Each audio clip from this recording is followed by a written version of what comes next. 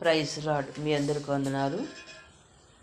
మనము పిల్లలకు పేర్లు పెడుతూ ఉంటాము, లేదంటే కొంతమంది వారి ప్రవర్తన బట్టి ఏదో ఒక పేరు పెడుతూ ఉంటాం.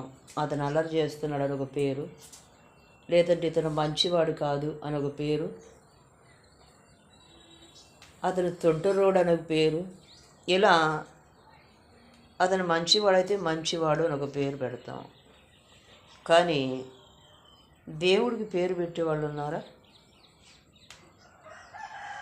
దేవుడు ఆదాము దగ్గరికి జంతువుల్ని, పక్షుల్ని అన్నిటిని పంపించి ఆదాము వాటికి ఏ పేర్లు పెట్టును అని దేవుడు చూశాడంట.